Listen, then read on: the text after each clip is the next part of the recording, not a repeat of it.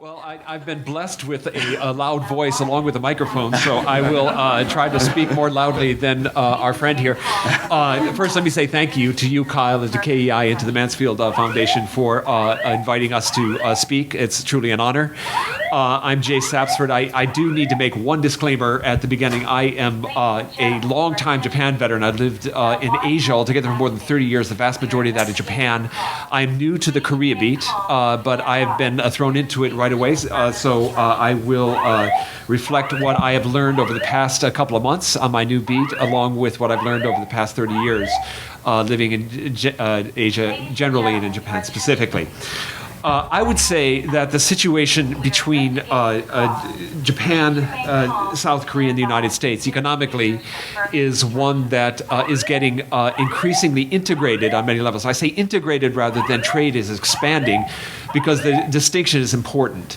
All of three of these nations count the other two nations among their top 5 trading partners. And I don't think that is really appreciated, that in fact trade between Japan and Korea is actually quite robust and has been so for quite some time.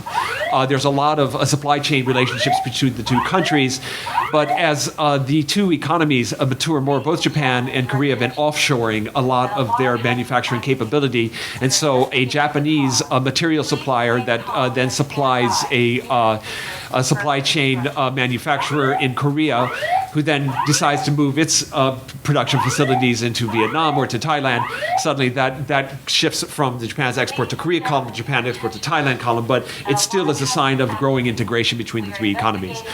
So with that relatively unappreciated fact out of the way, there is, of course, the traditional historical difficulties between Japan and Korea. Both Japan and Korea are huge partners of the United States. I don't think I need to go over that again.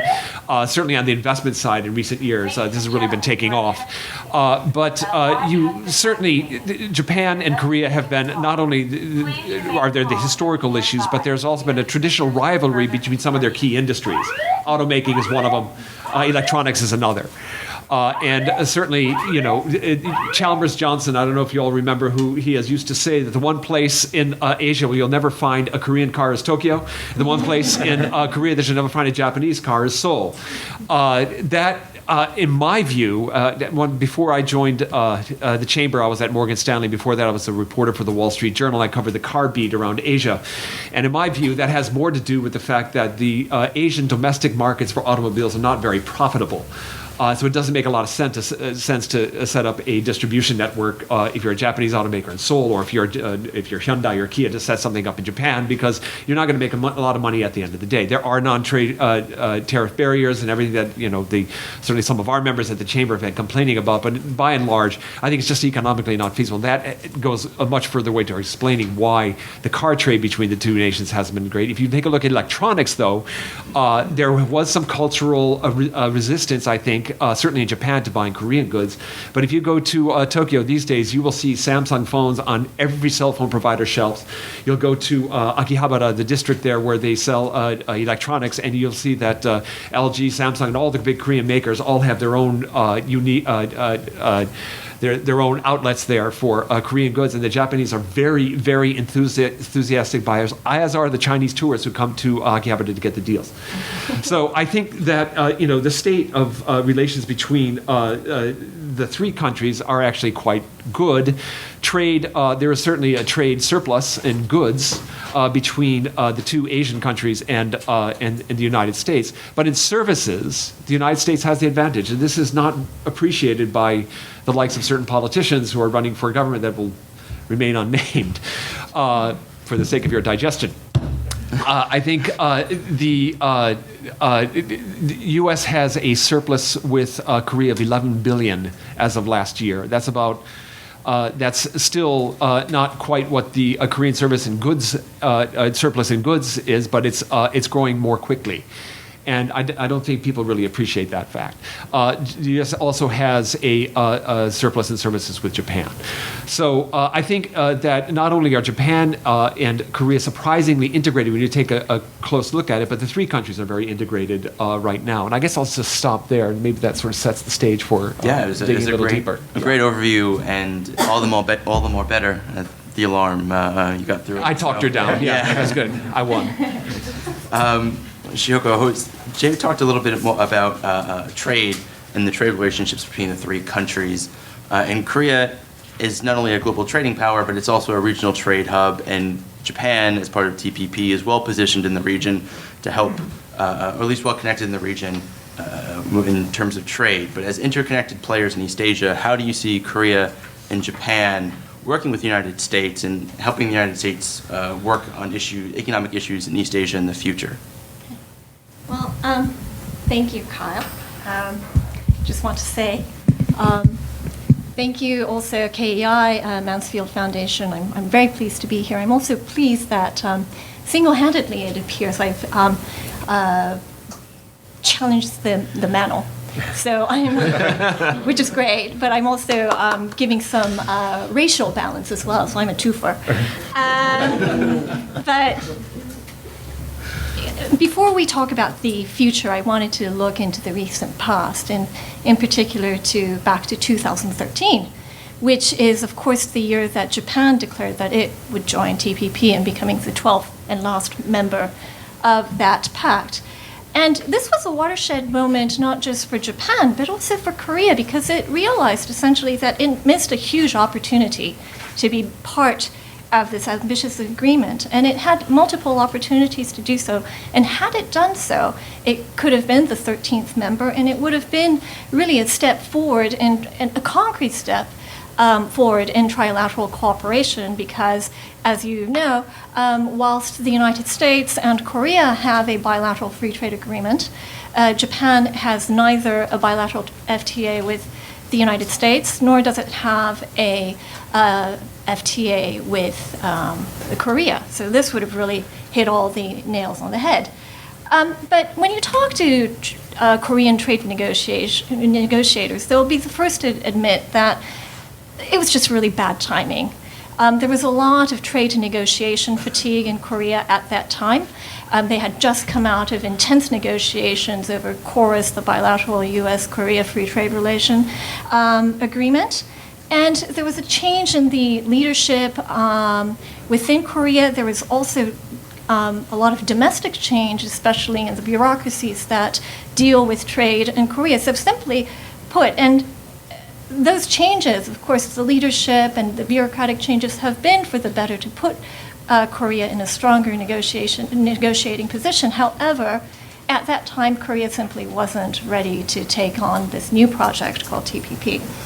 Now, looking forward, we have a lot of expectations for TPP. And it's clear that Asian countries that are already founding members of the agreement really want this to move forward. And there is already very much a great deal of excitement amongst those countries that are not part of the TPP, but would like to once it is possible, and that includes Korea. But of course, it is not exclusive to Korea. It is also strategically very important countries like Indonesia, Philippines, Thailand, as well as Taiwan. Now, I just, because we're going to be talking about it anyway, I might as well throw it out. There's a lot of expectations right now that TPP may pass during the lame duck session. And certainly the White House at the moment is really trying very hard to push that in that direction. But when you talk to people on Capitol Hill, some argue that the timing simply isn't going to be the right one. TPP was actually signed earlier this year. Legislators have had a lot of opportunity to have hearings on it, but they haven't. Those who say that this could pass during the lame duck session are saying essentially that it would be the period from Thanksgiving to the Christmas winter break. And that's not a lot of time, and it appears to many Capitol Hill watchers rather than trade analysts that there isn't a lot of demand for legislators to actually have hearings and vote on TPP during that very narrow period of time. Okay. Jay, did you want to jump in and give your opinion on the On the likelihood of the Yes, passage of yes. TPP, well, I represent the U.S. Chamber, and so I'm a little more optimistic than my colleague Shihoko. I think she's right. The lame duck is the window to do this. I think if they postpone it to afterwards, it's going to be much more difficult. I don't think Hillary Clinton wants this on her. She'd just as soon have this taken away. She has said for political reasons related to the campaign that she's against it, but I think that that there are people within the Clinton camp that would be delighted to have them pass this through the lame duck so that they can start with a clean slate and don't have to worry about this when they're trying to use their first 100 days to move other priorities forward.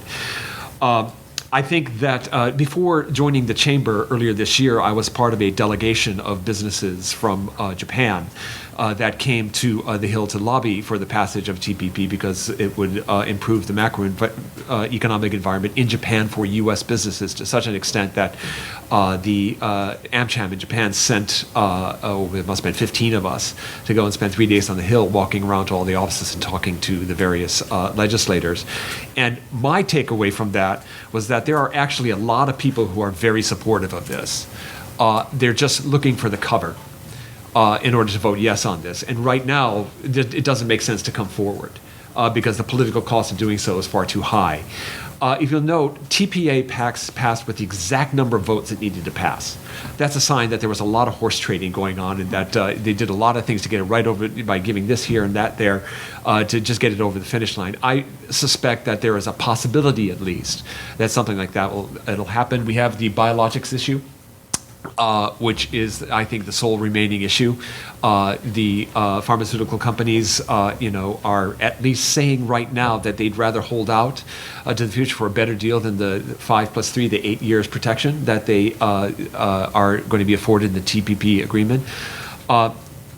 There's a lot of criticism of pharma. I would defend them by saying that these pharmaceutical companies, I was just out at one in Indianapolis not too long ago, sitting down with the CEO of that company, and he was explaining to me that to survive in the pharmaceutical market now, with the expectations of shareholders of a certain level of profitability, we all own these shares in our 401ks, you have to reinvent yourself frequently, every 10 years. You have to become a completely new company.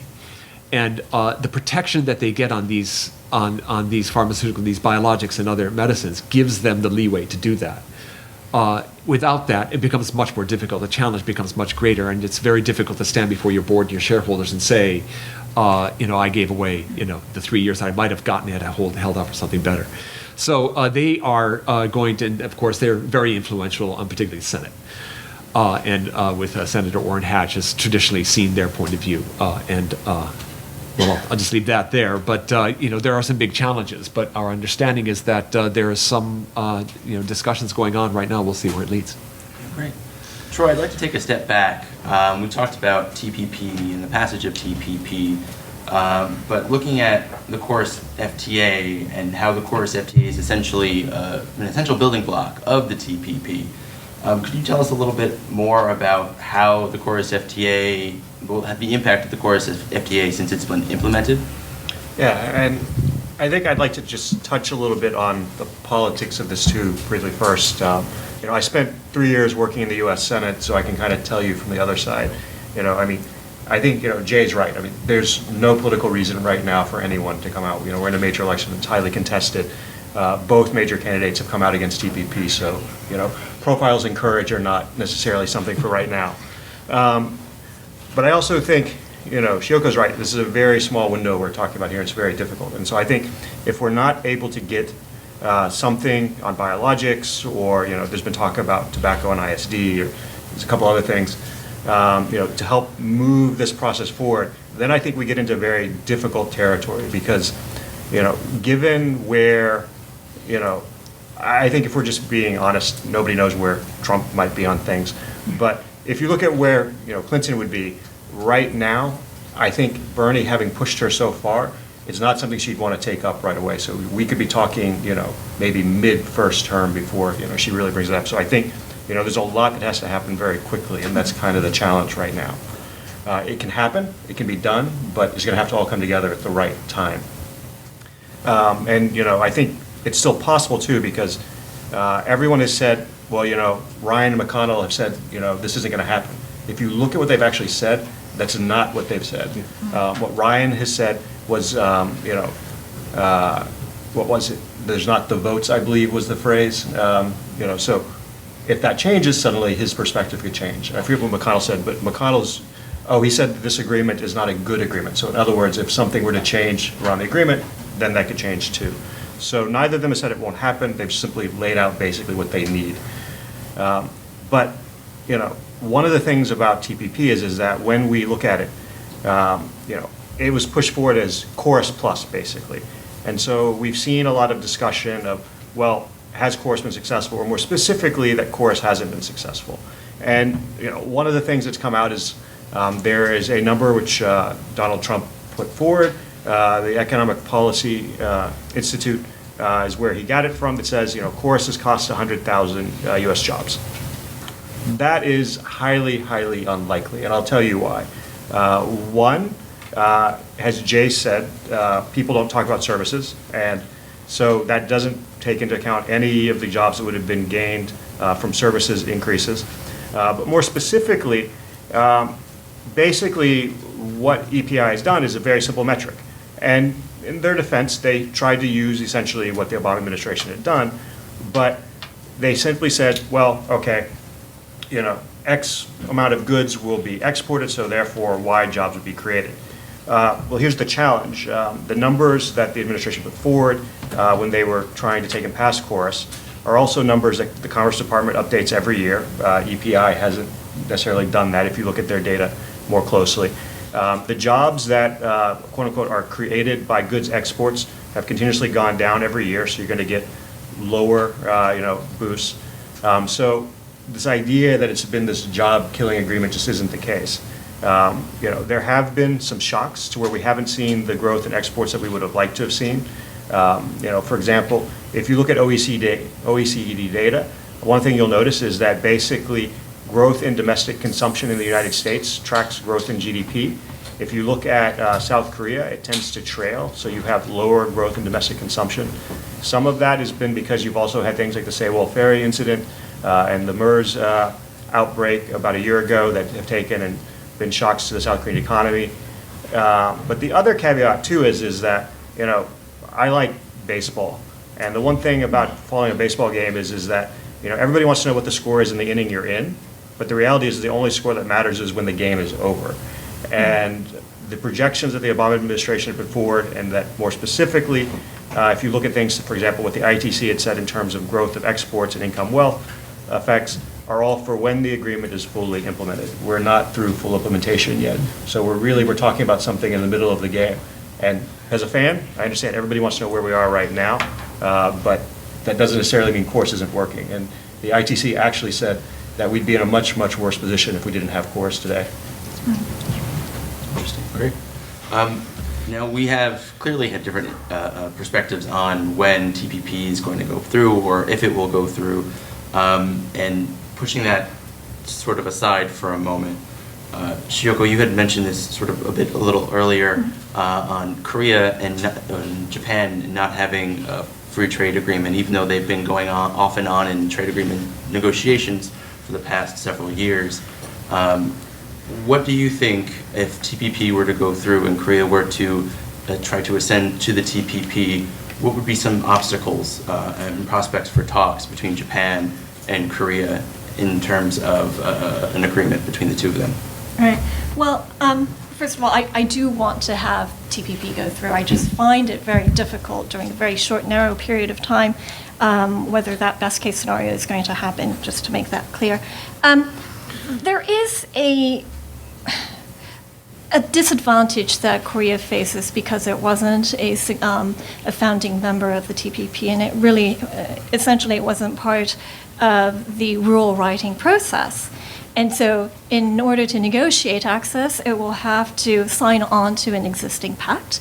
That's one issue. And another key issue, as people like Jeff Schott of the Peterson Institute have pointed out, is that Japan will possibly delay Korean accession until it is happy with all the offers of market access that Korea would provide.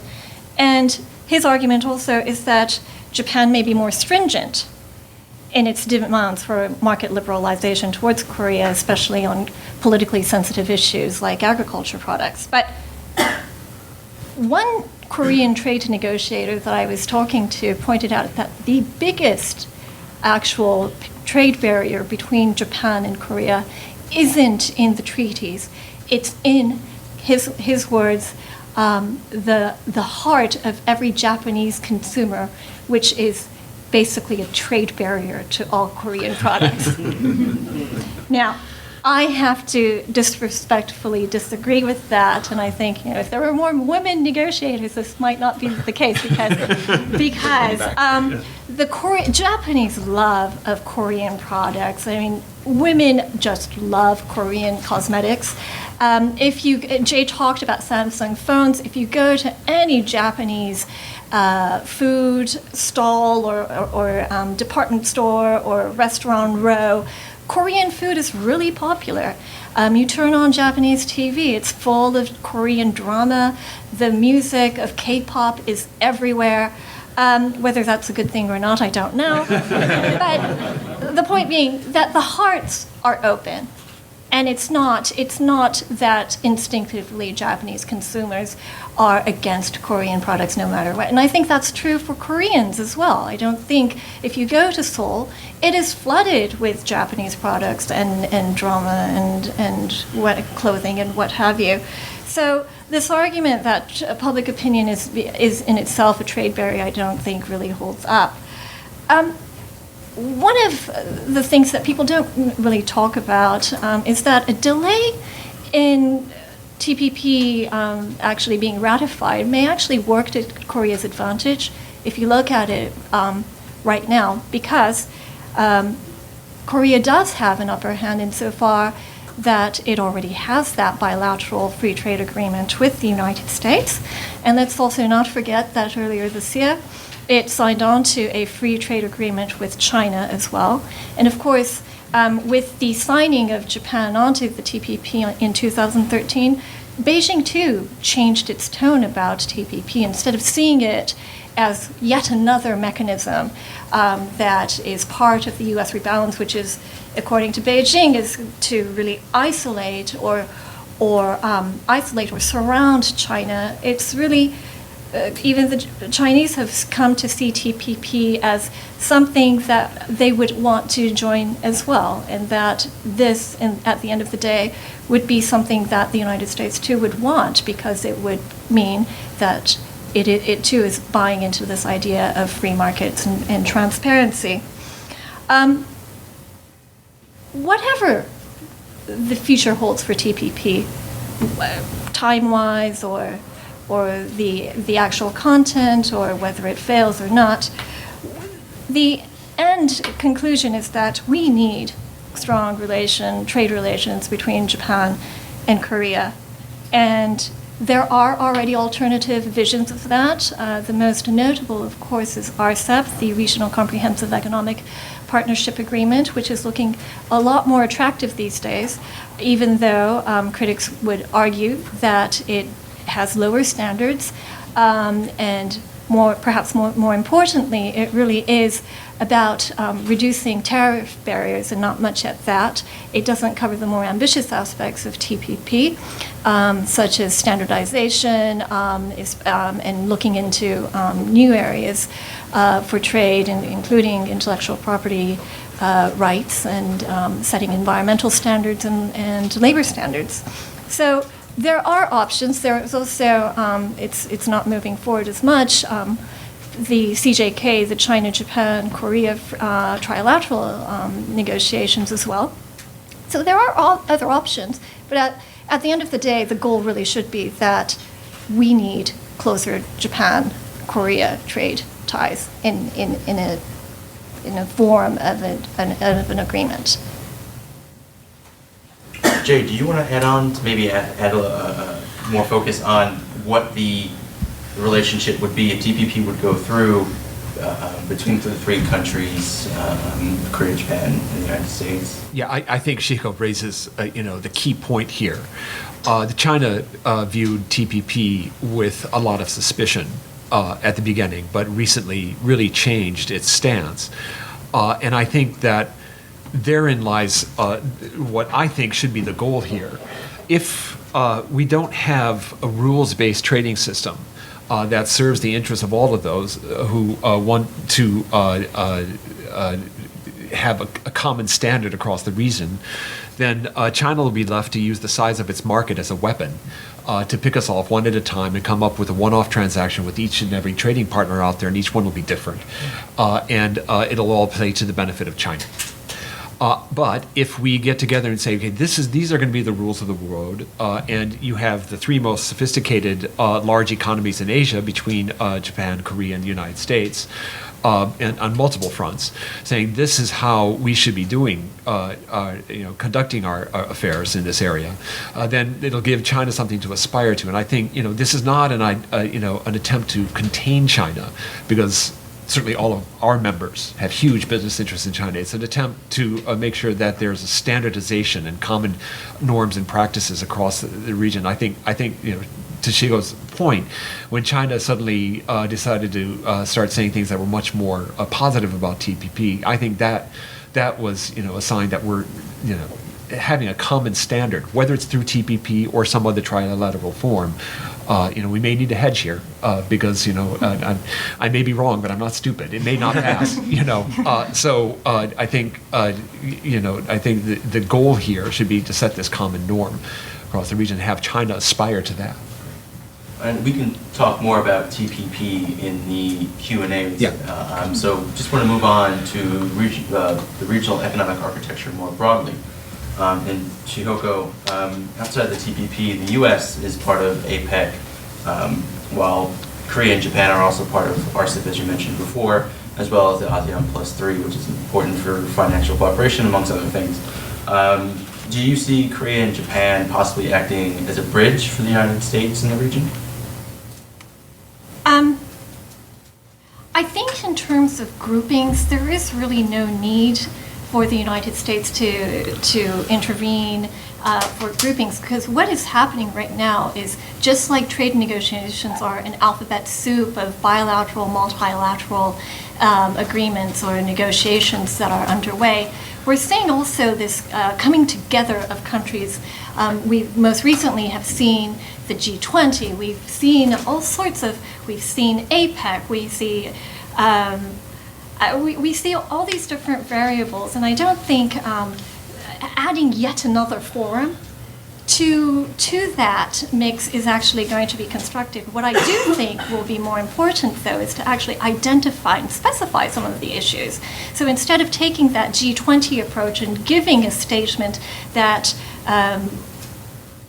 really calls for greater economic cooperation, perhaps there could be ways to follow through and have working levels and have opportunities to actually follow through on some of those key critical issues that are facing these two economies.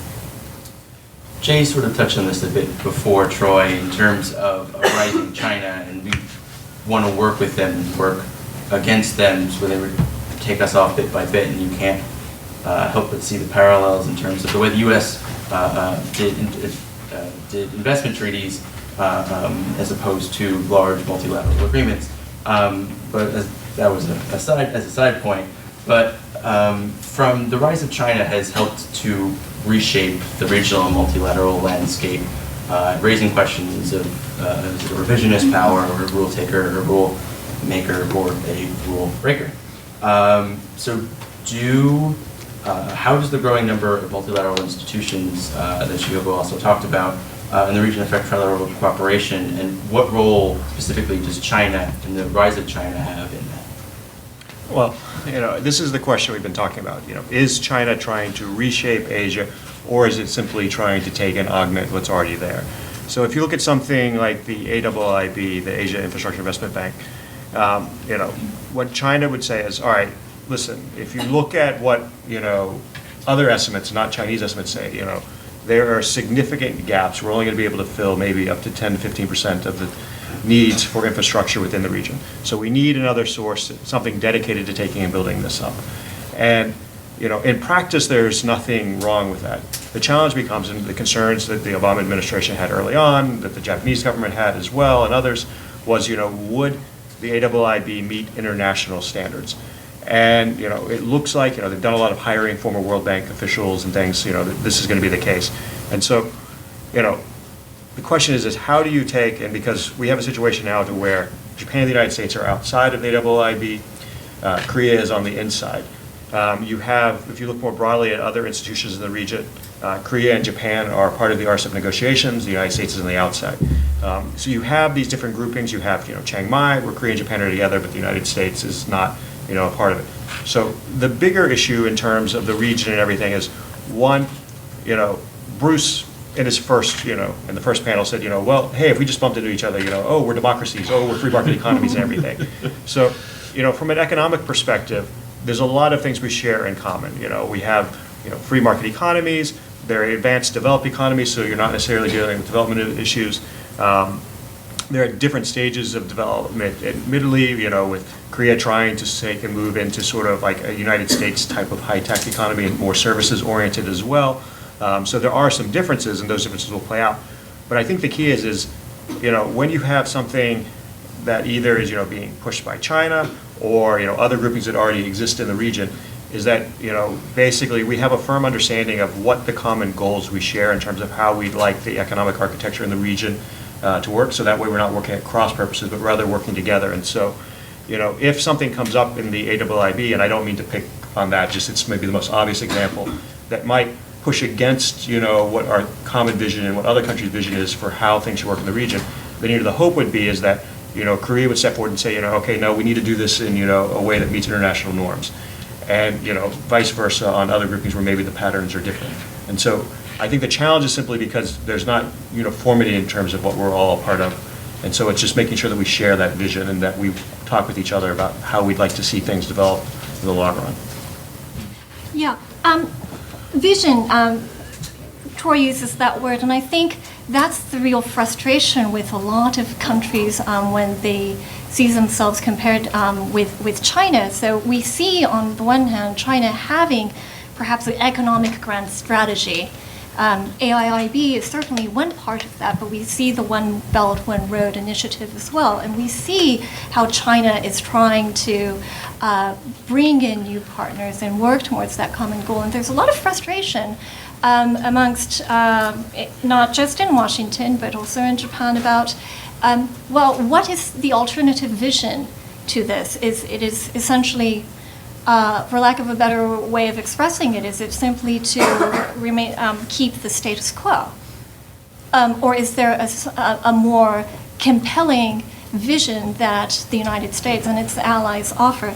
I think the AIIB is filling a great need for new money to go into infrastructure, especially in the Asia-Pacific region, which is growing so rapidly and urbanizing so rapidly as well.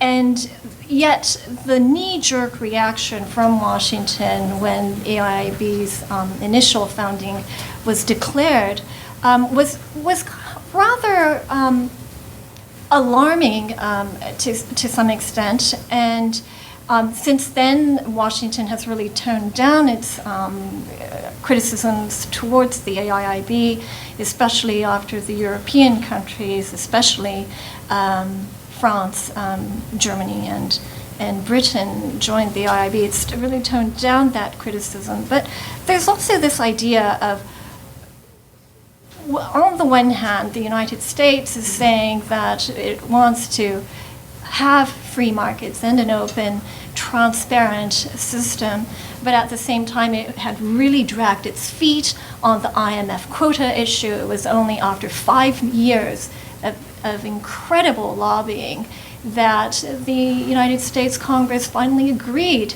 to increase representation for the emerging markets, including China, to have greater voice in the IMF. And that kind of frustration is very palatable. So if the United States is looking towards keeping the status quo, then it has to also change that definition of the status quo as well. And I think the AIIB example really does give a very good example of that. In the previous panel, just to jump a bit, in the previous panel, you touched on some issues that were discussed by President Park and President Obama in the most recent U.S.-Korea summit, issues that can be known as the new frontier issues, including cybersecurity, space, climate change, and global health as well. Shihoko, do you see there being any potential for the U.S.-Korea efforts in these areas to be extended to trilateralism? There's a lot. When we talk about economic issues, it's often with a lot of hope. And I think these two countries face a lot of common challenges. And I think the first panel identified some of them. They both face a demographic challenge of a rapidly aging population. They're also facing a lot of issues regarding the innovation challenge, that formulas that have worked in the past to make them the East Asian economic miracles, how the World Bank described them, that it had been may not be working in the future. How do you move forward on that? Those are some issues that are about economic growth. But there are also real big challenges, for instance, on the environment. And we'll talk about, and people have talked about climate change. But it's not just climate change, it's also air pollution. And air pollution, I think, is one of those big issues that will require, it's a business opportunity, but it also is a threat. It is a force for mobilization of public opinion. It is a unifying factor that knows no national boundaries, and it really requires multinational coordination and cooperation. So I do think that there are ways to kind of put these elements together and move forward. Specifically, on cyber, because cyber we tend to think of in terms of being a security issue, and it is. I mean, we've seen North Korea has conducted numerous cyber attacks on, South Korea. They've attacked the Blue House, they've attacked the press, they've attacked banks. My sister actually, when she was living in South Korea, had the bank she was using at the time was attacked. She didn't have access to her money for a couple days. Sony, Japanese company, was hacked. So there's this common threat. But the thing about cyber is it's not simply a military threat in terms of, if a conflict would break out, what type of cyber attacks might North Korea engage in to try and either distract or undermine an allied response. From a broader perspective, and even setting aside North Korea itself, like I said, all three of these countries are advanced developed economies. They all are high-tech economies. Samsung has a lot of cutting-edge things. You have other companies like Kakao who are moving into a lot of online services and everything. Kakao is its own version of Uber, basically, now right as well. And so, has South Korea, which does want to move, as Park and has termed it, into a creative economy, to be more innovative, much of this is going to be on the digital side of things. And so, ensuring that your platforms are protected, any intellectual property you have within those are protected from outside hackers and everything, is going to be, I think, a key issue. So it's not simply a security issue, it's an economic issue in terms of long-term growth potential and protecting your own markets. Jay, did you want to add on the importance of digital in providing services? I do. I want to touch on something that Shihoko brought up first. I think the aging. In the previous panel, one of the panelists was talking about the common challenges that we all face. I think that aging has been identified already as one of the common challenges. I think 3 to 5 years from now, that'll be the first thing we talk about in any panel like this. The aging problem is one that is underappreciated in its severity right now. And I think if you take a look at Japan's fiscal situation right now, it has 240% of GDP in terms of level of debt. And right now, the finance ministry is spending twice what it takes in because it's paying, for this wonderful problem to have, which is that your population is growing so old because everyone eats so well and they're healthy, and it's a fantastic thing, but it's very, very expensive, and they don't have enough young people in order to support this. Korea, as the previous panel said, is now aging faster than Japan. It's quickly going to be facing these problems as well. In the United States, we've done very well on this front because we have immigration, but the way we've done immigration is sloppy at best. And it doesn't really, I think immigration is going to be coming, certainly Japan. I'm not as familiar with the situation in Korea on that front. But the United States is not the model. So I think there are common challenges, where all three of our backs are against the wall and we can sort of work together. We also have, as you mentioned, in the area of digital economy, some common challenges and how we're going to set the rules of the road. You have, between Japan and Korea and the United States, three of the most technologically sophisticated economies in the world right now. They're uniquely positioned to sit down, and, at least on a business level, and work out some of these standards that the rest of the world could play to. We at the Chamber launched just last month a trilateral digital economy workshop, and we had the initial kickoff phone call on the 31st.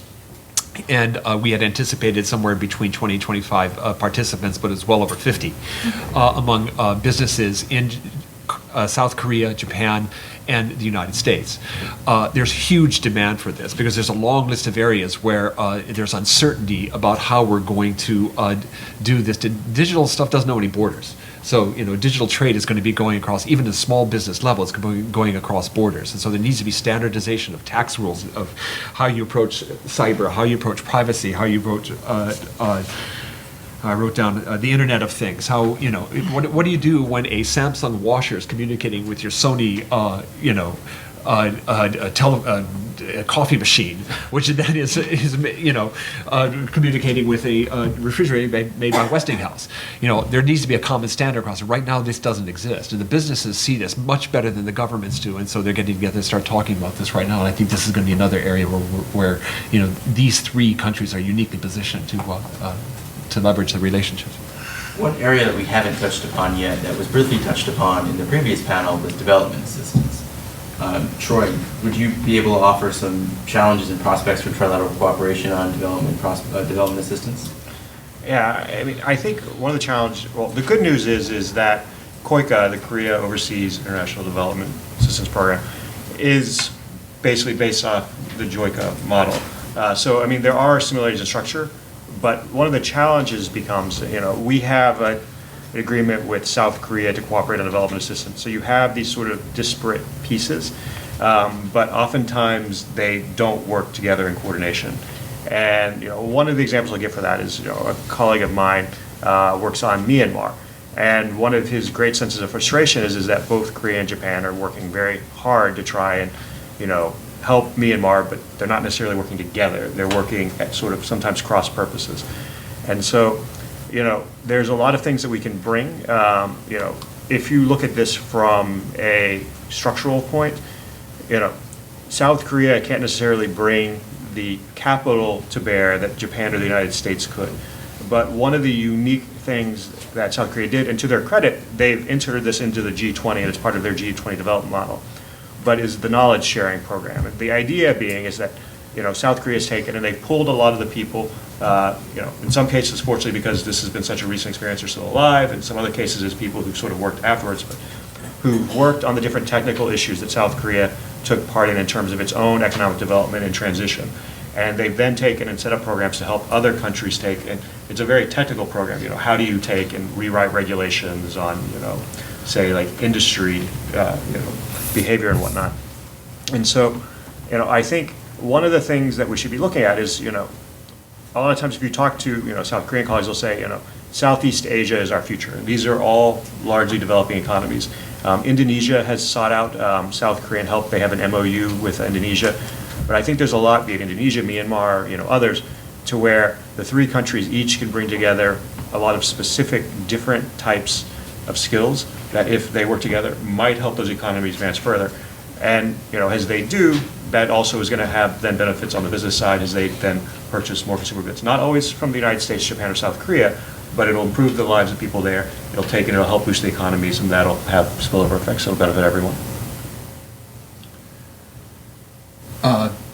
One other area where I think the United States can make a big contribution is we are now an energy exporter, with LNG being, plenty and available here in the United States. I think that there needs to be a single point of reference for pricing for LNG in Asia. I think that Japan or Korea would be uniquely positioned to trade a futures contract, and that interest sort of drive some of the liquidity there, because I think it would be good for everybody, including the countries of the Middle East, to have an alternative on global markets to the crude markets that we have out there. I think this would be a really healthy thing. There's another area where we could cooperate. And just to I add, see Chevron is here, so thank you. Got that plug in. But I mean, just to add to what Jay's saying on energy, if you think about South Korea and Japan, neither have large deposits of oil or coal. Right. So they're both energy importers. Japan, up until recently had a large nuclear industry like South Korea. They're trying to restart it, but so there's a dependence on foreign sources of energy. And if you look at Korea specifically, it fluctuates slightly year by year, but roughly 85% of its petroleum imports, which account for about 38% of its domestic consumption, come from inside the Strait of Hormuz. If you watch the news over the last few days, you've seen that there's been another recent incident in the Persian Gulf with the United States, one of our vessels being intercepted and played around with by the Iranians. Not the world's most stable area. So, in terms of, and Japan is less dependent, if the number's right, I think it's more around like 60% of its petroleum comes from the Middle East, so it's not quite as dependent.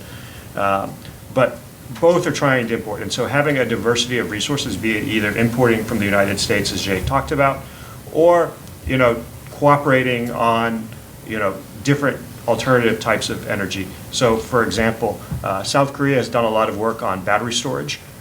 If we're going to make renewables work, this is going to be the key. And at the same time, there in both Japan and South Korea, there's significant wind potential in terms of offshore. And I was in a meeting in Japan about a year and a half ago, and one of the things they talked about is that they're working really hard to try and develop pylons you can put the turbines on far enough off sea so that way you can avoid the NIMBY problem. Nobody has to look at them. Bring them back. But they also understand that they're in a unique tectonic situation, that these pylons have to be able to survive earthquakes, tsunamis, all kinds of things of that nature. And so, this is one of those things to where you start putting these pieces together. If we can develop these sorts of things, you can take and start, improving the energy security of both South Korea and Japan. And there's a lot to where the United States could work with them on, I think, on that as well. Now, before we move on to the Q&A section of today's program, is there anything else you would like to add about something that we haven't hit on for potential areas of cooperation? Okay. Can I just state something that is obvious, but perhaps we don't think about it often enough? We talk about economics very much, economic issues, and there seems to be a very upbeat sentiment about it, and I think we've heard that on this panel today too.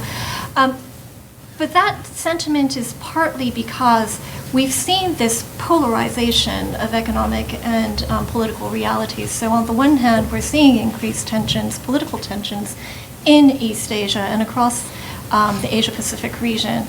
But those challenges, conflict in the South China Sea or the East China Sea, have not had any direct impact on financial markets. Now, this is comforting to some extent, but we really shouldn't take that for granted, and that as we see these tensions and nationalism and national identity really being manipulated by many countries, including Japan and Korea, for political gain, that the stakes become much higher of this convergence of a reaction in political action may actually have some kind of impact on the financial markets and indeed in prospects for economic cooperation. I don't want to be a downer, but I just want to point that out.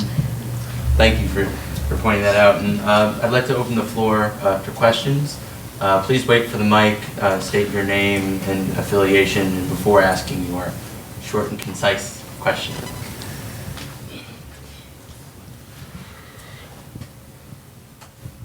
Hi, Dennis McNamara from Georgetown University. A more specific question. I have trouble getting my mind around trilateral. Trilateral is China, Japan, Korea. Trilateral, the United States Japan and Korea. Okay, I see it on the security side. The economic side, I'm really stretched. It's basically bilateral relations as I see it. It's trilateral doesn't seem to be that important. But it does strike me also that it raises a really interesting issue in some of these negotiations, for instance, with trade. Japan and Korea are basically the business communities pretty well organized around the Keidanren or around the Chungyeongun, the Federation of Korean Industries. Jay, I just like your impressions of being now with the chamber. I mean, the Wall Street Journal tries to talk about the United States business community, and sometimes it talks about the chamber, sometimes it talks about NAM, sometimes it talks about AmCham. I'm in Beijing, and every state has its own office. Yes. I guess that's my question, sort of a comment and a question. What can you do with that?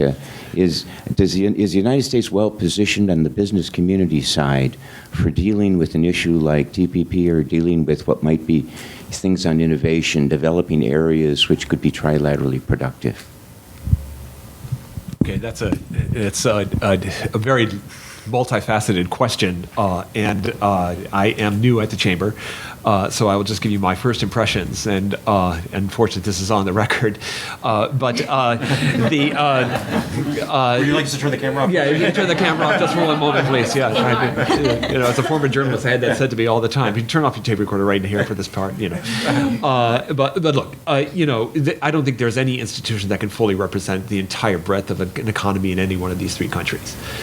They are very diverse, and certainly, we at the chamber have some big corporations that have decided not to be members of us, and they have their own point-to-point relations. I know that the Keidanren, they have some wonderful companies, particularly in the, say, electronic space. But there are some members who have decided to go off and form their own organizations as well. I don't think that these this initiative, let me also say that when I first joined the chamber, there was this talk of doing this trilateral thing, and I pretty much shared your view. And I thought, I've got 50 other new things to learn here on my new beat. And then I realized that this started coming at me from the new members. And what about this trilateral thing? That's really interesting. I'd like to talk more about that. There is an interest among the businesses themselves to drive this, and that really made me a believer. And then when we organized this first initial phone call, the response was pretty overwhelming. I shared this with we have a counterpart organization that's loosely affiliated with the Keidanren called the Japan-U.S. Business Council. I run the U.S.-Japan Business Council, which is administered by the chamber here, and those two get together and do a conference once a year. Yamaguchi-san is part of that. My colleagues on the other side were quite skeptical about this as well. But then they started hearing a few things from their members that sort of underscored enthusiasm. I have had less touch points with the Koreans, but there certainly was a big Korean turnout on this call as well. So I would say, it's the businesses themselves that are looking to have these, common standards or norms that makes their business that makes it easier for them to do what they do best, which is to create value for the customers, and having a different set of rules for each one of these FTAs, having a different set of rules for every sort of bilateral relationship is something that's unavoidable to a certain extent. But if we could say, pick one area, common rules of origin. Right now, if you have you're trading with this country, that country, they each have a different rule of origin. You have to have a whole team of lawyers to try to figure out exactly what it is that you're going to have to do in order to clear, or to qualify for a lower tariff. If we have common rules of origin like the TPP tries to do, that's going to make things easier, not just for the big companies who can afford to do that, but for the small businesses, who don't have, 15 lawyers in their back pocket that can sit down and do all this, for them.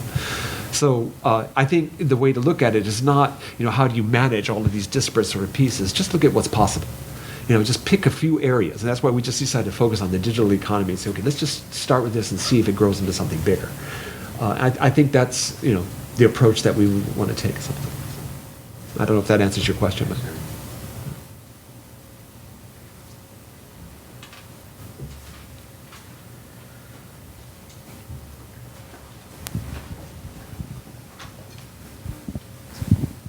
Hi, Dan Jasper with the American Friends Service Committee. I guess I'd pose this question just to anyone on the panel. I'm curious if you could touch a little bit on the BIT with China and the current negotiations going on there. Are there opportunities that this will allow or possible pitfalls that we should look out for? Is this a relief valve for some of the tension that the TPP has created with China? If you could just touch on that, that'd be wonderful. Thanks. Sure, I'll jump in. Yeah, you jump in. So, and I mean, I follow the BIT in a casual sense, so take that for what you will. I think that the BIT is a separate track from TPP. There's a series of investment issues that U.S. companies have had in China for a while, and that this is about addressing those. When we think about TPP, think about it sort of like what Jay was saying, is trying to create some type of commonality to where we can all go through and work. The reality is, and I've talked with some Chinese officials about this and everything, their interest in TPP and some of the things that changed them is that they realize that, they're not ready for an agreement like TPP. It has too high of standards for them right now. But they also realize that as they move towards that, it'll also take and be a spur for domestic reforms that they need as well. And so, I would think of them, they're potentially complementary, but to be honest, the BIT is about a separate U.S. specific related issues, and it's not really tied to the TPP. And I don't think, I can't speak for U.S. businesses or anything, but I don't think that they're seen as tied. Can it relieve the tensions? I guess that depends on if we get a good bit that, benefits both the United States and China ultimately. Yeah, I think most businesses who can afford to do so take an all of the above strategy. And that's certainly one track that many are pursuing, with China. And I don't think that any single free trade agreement sort of can negate, it can answer all of our questions and fulfill all of our needs. I think there's going to be a lot of multi or bilateral stuff going, even if we do pass TPP. I think we're still going to have, there's talk about reopening the bilateral negotiations between Japan and the United States, despite the fact that you think that the TPP is so comprehensive that it's going to just about cover everything. But that's not the case. We can always do better. We can always do better. And I think, beyond that, I think I'll leave the BIT discussion to the China experts, which I'm not. Question in the back?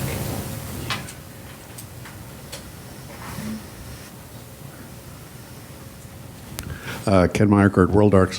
What are some of the international standards that we would like to see the AIIB conform to? Well, a lot of the concern, so when the AIIB came online, they had talked about the need to move projects quicker. And so one of the concerns was that they would not meet international environmental standards, that they would cut short circuits on the reviews for the environmental, how it would impact beforehand, labor standards issues, so these types of things. What's occurred over the last, maybe 10 or 15 years is that, internationally we've sort of come to a common set of agreements that, there should be certain environmental protections built into new projects, that there should be certain types of labor standards used and other things. And so it was concerned that they would go through and try to take and undermine those, both one to do projects quicker and also to take and do them cheaper, but not looking necessarily at the larger holistic picture. And a related point, I'm not an expert on this area, but certainly what you would hear a lot when I was living in Japan until recently, the Japanese were quite concerned about governance, that there was a complete lack of transparency about the governance of the institution. And maybe I could expand on that governance issue. And one of the biggest fears when the idea of AIIB was floated was that it was a China-led, China majority shareholding bank. And so that whilst countries would be members, that China would have over 51% of all shares, and it would also have a non-residential board, so there wouldn't be a lot of oversight in the actual projects either. So one, you've got this overbearing Chinese control to lack of coordination and lack of transparency. These fears, though, have really been dissipated. Jin Li-kan, who is the head of AIIB, is a former ADB official, amongst other things, and he's very aware of it. And as I think Troy said, he's invited people like David Dollar, who is from the World Bank, who is their China head, to really aggressively recruit people. And it's not just the economists, it's also the evaluators on environmental standards. They've really taken almost all of the World Bank playbook, the good aspects of it. But unlike the World Bank, it really is focusing on infrastructure development. So they're not really going to do things that the World Bank does, for instance, on girls' education or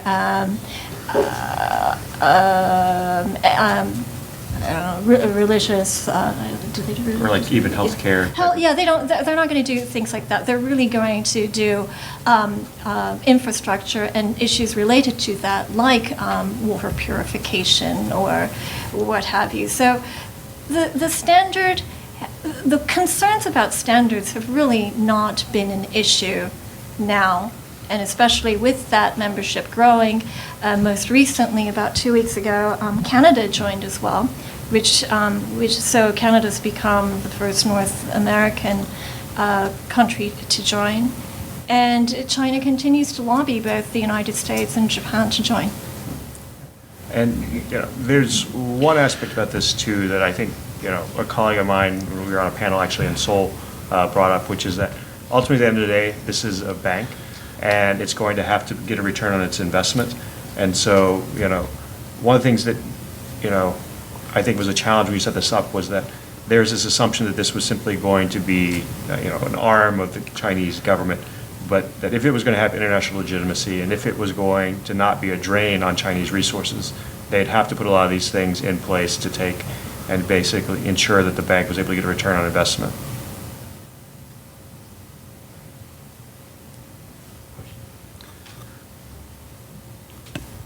Yes, Dave Fitzgerald, retired Foreign Service. I wonder if you could talk a little bit about, anyone on the panel can address the questions of agricultural development in Japan and in South Korea.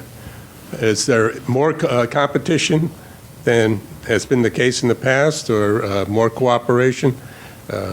Both of those sectors traditionally have been very closely tied to politics in both societies. How much of an open agricultural market can we expect between Japan and South Korea? I've noticed in the last several years under the Abe administration, there's been a push on agricultural exports by Japan. Not sure that we see something like that in Korea, and I'm not sure whether there's a lot of Japanese produce going to South Korea. Is it something like the auto markets in the manufacturing sector?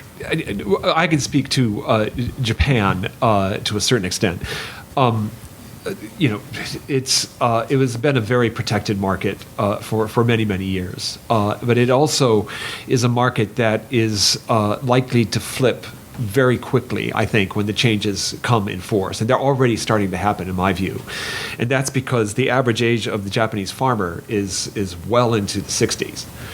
And it's people are leaving the countrysides in Japan and moving to the cities, and they're having difficulty finding younger people to take over the family farms because the farms themselves are too small, and you can't make a reasonable living on it anymore. Particularly if the price supports are going to be falling, which they would under TPP. That's one of the most ambitious areas, I think, of Prime Minister Abe in pushing TPP forward, because it does take some of the agricultural interests head on. And that's a project that continues quite a pace. I think it's underappreciated outside of Japan. Certainly the tariffs on rice now are going to come down quite a bit. I think that the Japanese, once you allow for corporate farming in Japan, which is something that is still unworkable, but we're getting much closer. You're going to have an opportunity in Japan. Japan has some of the best water resources in the world. It's just fantastic water, just very pure. And because of that, you can grow great products, particularly rice. if you could find a market across Asia, I think it'd be very easy to develop a market across Asia for koshikari or some of the really high-end Japanese rices. I think you could have, China has a ban on rice imports right now, but that's one area where, I think Japan should be working, very diligently, because I think that there is I think people would pay a lot of money for a bowl of that rice. It's fantastic. I'm a big fan. I'm biased. I grew up on it, but there are a number of other interests as well. I think we're going to see the changes coming pretty quickly now in Japan. As quite frankly, I hate to be, sort of macabre about this, but the farming population is aging very rapidly, and at some point they get too old to till the fields, and so I think that itself is going to bring a lot of changes. And I don't know in Korea, but I mean, South Korea is similar. You have an aging farm population. It tends to be small plots, so you don't have much efficiency. As part of the course of implementation, the South Korean government has tried to take and move farmers into more specialty type crops, specifically higher value crops that might be more beneficial for small plots of land as opposed to something that's going to be mass produced. Under chorus, and to be honest, even like the EU FTA, the agricultural market in Korea is largely open, the exception being rice, where they insisted that basically it not be part of chorus because they had a WTO agreement in place. They've now moved about a year ago, if I remember correctly, into a tariffication process. So it's now moved away from the quotas and into tariffs. Those tariffs are still fairly high, and so there's going to be obviously a push, I'm sure, if they try to go into TPP, to move those tariffs down to more reasonable levels.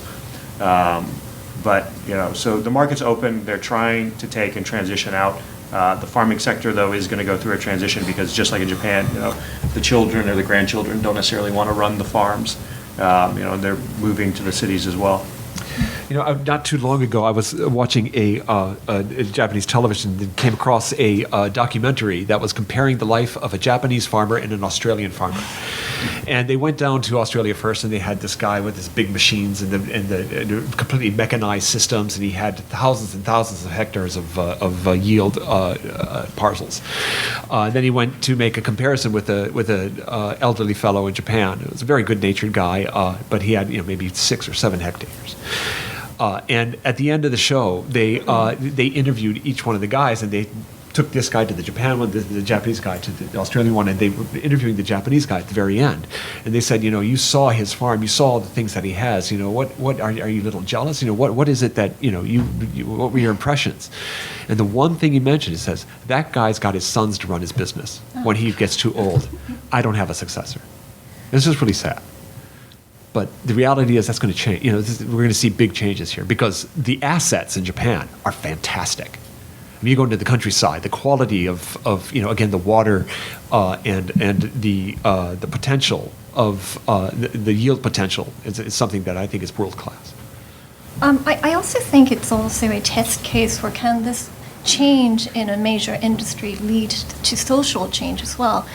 Jay talked about big agriculture coming in, agriculture on a larger scale potentially being possible in the future. And that requires not just industrial change, but also changes in laws, especially on landholding. Now, if these changes come through, and Japan does indeed become what Prime Minister Abe is hoping is to become a big exporter of agricultural goods like the Netherlands, which is actually a huge exporter of agricultural goods.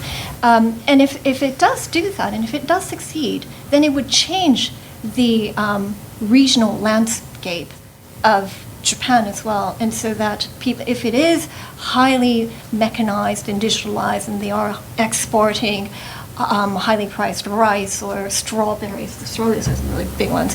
And then peaches and what have you. Then it becomes an aspirational job. It becomes things that entrepreneurs want to do. Then you may actually see this change in the demographic of the countryside in Japan as well. And that's kind of the big vision that they're trying to go for. But Abe is actually kind of thinking big on this one. Now you're making me hungry.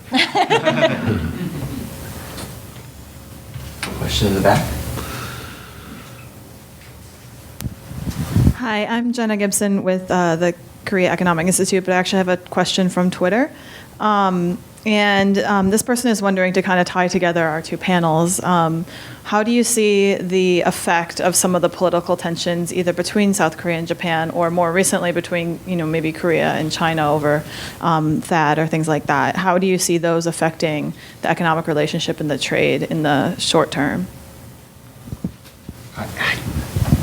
Well, I mean, in the short term, the tensions haven't really.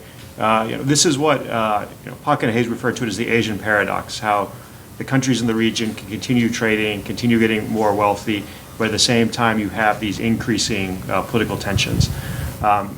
In some ways, that makes sense. All the countries are now at a point to where any issue that maybe before they had taken and sidelined because, you're dealing with development issues and everything, now you can focus on that because, people are doing well and everything. So in some ways it may not be a paradox, but part of the transition. But I think, as Shihoko was saying, towards the end of her comments, that, we are seeing these increasing tensions and that we shouldn't assume that it won't continue to not impact the economic relationship.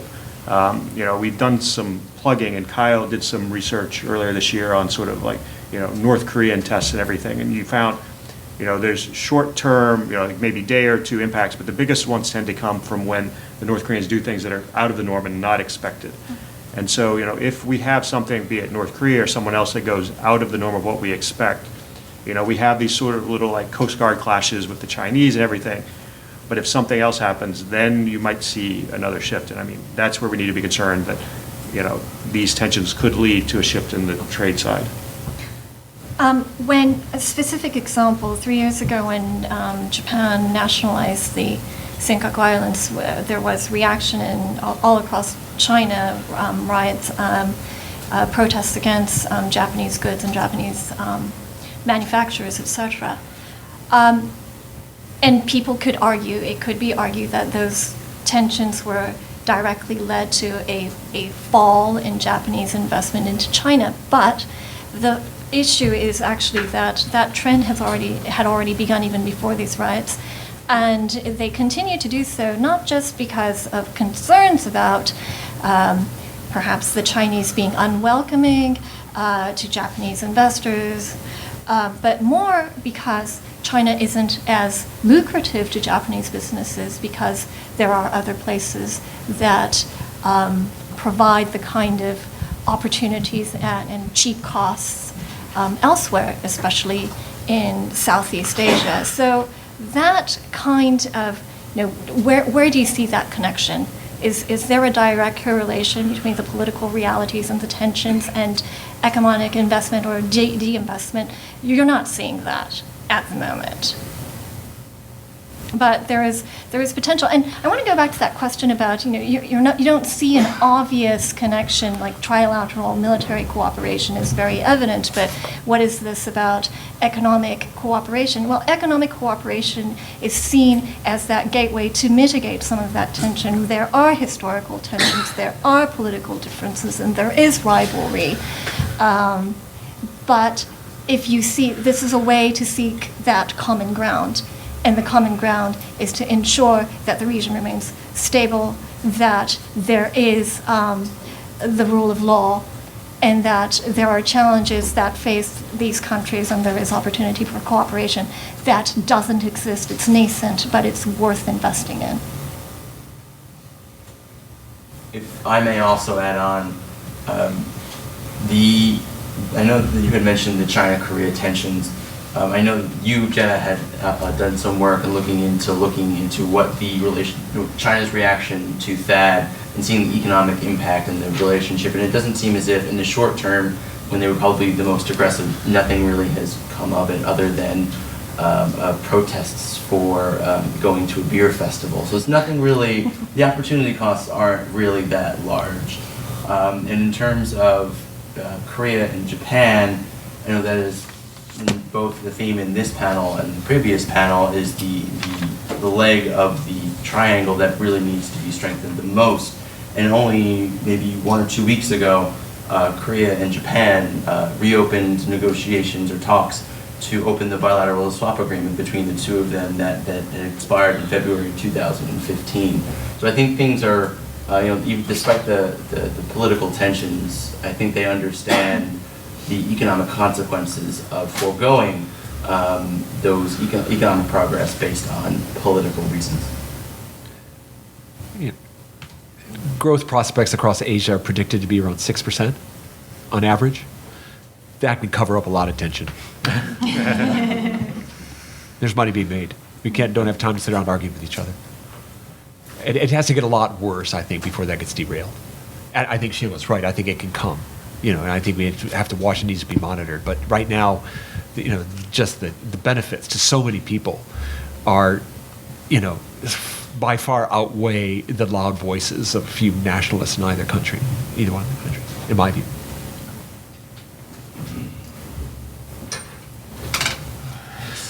Yes.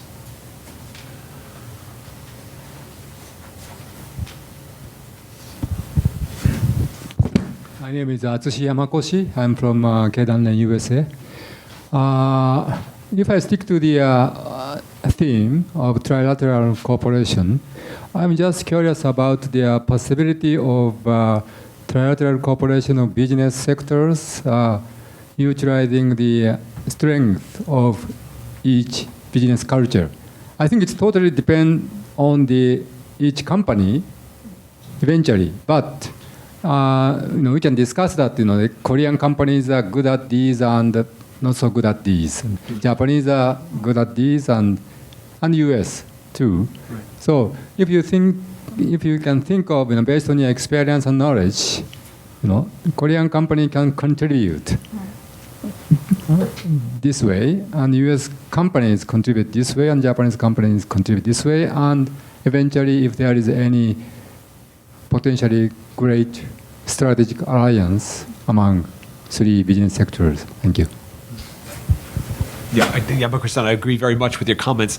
The difficulty, of course, with that is, if I make corn and it's tastier corn than the corn grower in your country, and you make TVs that are better to watch than the TV maker in my country, the TV maker watcher in my country, the corn grower in your country are going to have something to say about it. And, we've not done a good enough job of managing these disruptions. And I think, there's a growing understanding, even among the pro-trade group, that there's going to have to be a more holistic approach to manage the disruptions that come not only from trade, but from the advancement of technology. I just moved back to the States after living in Japan for 12 years, and I'm just shocked by how many stores now let me check out by myself. That's a lot of cash register jobs that are being gone here. It's a serious issue, I would think, and you multiply that across the economy.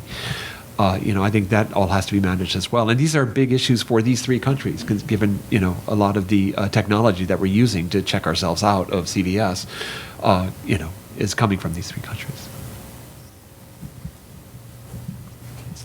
This seems like a nice natural spot to end it. So please join me in thanking our three panelists and our partner, the Maureen Mansfield Foundation.